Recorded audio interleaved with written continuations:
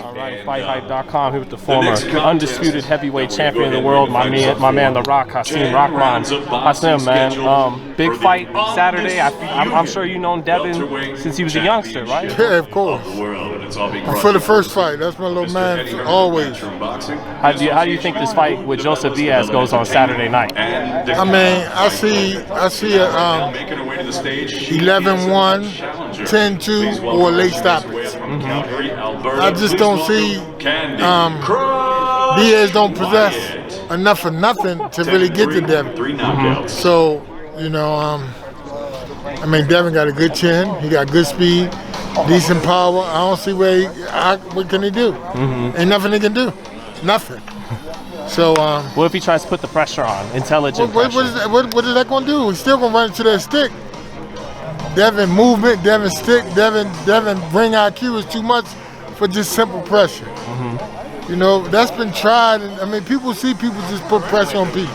But a good boxer going to be able to avoid that and turn it around and use the pressure against him, make him walk into something. And that's what Devin going to do. That's why I say late stoppage, because when with that pressure, that constant pressure, Devin gonna make him walk into something, and it's just gonna be a matter of time. Even when it's what they call, you know, intelligent pressure from a kid who's been an Olympian, been a champion. I mean, it's still difference. I mean, it's the difference. Everything he can do, Devin can do better.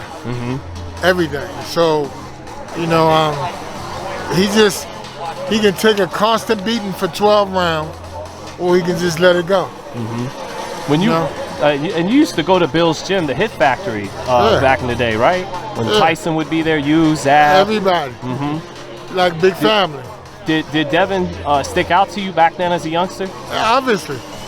Obviously, he did. And when he went and started going to the all-national title, winning juniors, ringside, doing all that, him and my son used to go together all the time.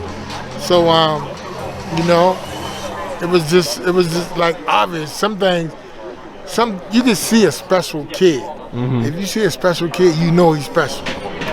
And the thing about it is, it ain't no full-gone conclusion that special kid gonna be a special champion, because a lot of times they be so special as a youngster, they start taking things for granted. Right. Devin wasn't like that. He stayed the course. And if you get a special kid and they stay the course, you're gonna get what you got, a world champion, then on the makings of becoming something special.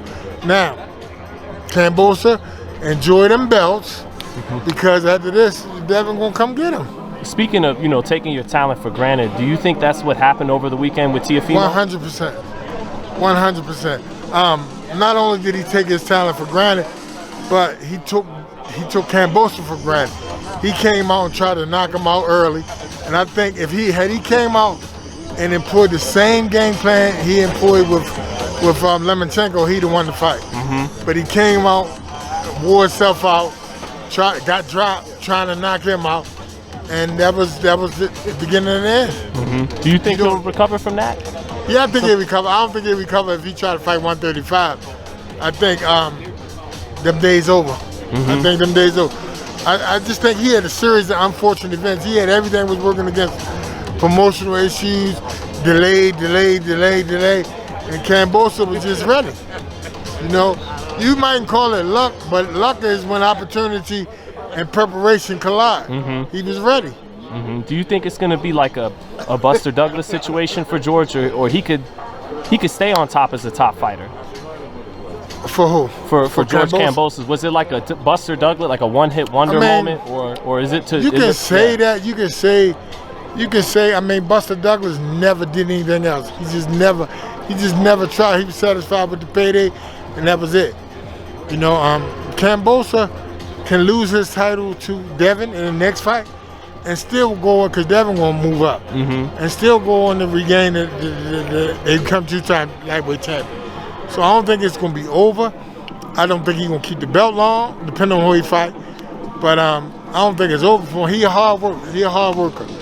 He's a hard worker, but his talent is not like Devin. Devin hard worker too. Right. So when you got a hard worker that's extremely talented, you know, it's gonna show in that ring. That's the polygraph in there. Everything, the truth gonna be told in that ring. hard work beats talent when talent doesn't work hard. But if the talent works just as hard, then what you do? Right. You know what I'm saying? Then you just, all right, the polygraph. It's gonna tell. could you break down though, just if they did fight Dev and Kambosos, why Devin would win? I just think Devin got. It's pretty much the same thing. Devin got more speed. Devin got more power.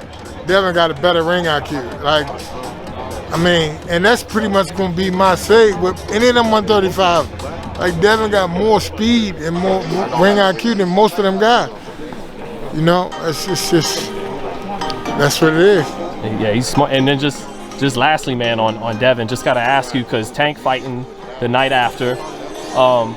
Who's the better fighter right now? Between Devin and Tank? Yeah. Or if not the better fighter, who wins? Because styles make fights and whatnot. I mean, you know, that's one of them styles make fight type thing. But you know, I think Devin edged him out in the decision. But it'd be a good fight. Mm-hmm. But before you go, I want you to meet the future. I want you to meet the future. This is Hasim Rahman. This little kid right here is going to be special.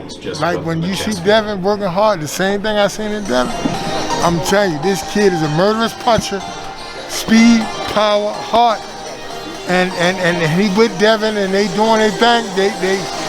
Devin was showing him things and schooling him. And he's going to be dangerous. I promise you. When you start the next camp you come to, you're gonna see him in there. And you'll see him spar some of the guys in the whole night. You're going to see this kid punch like a grown man already, 14.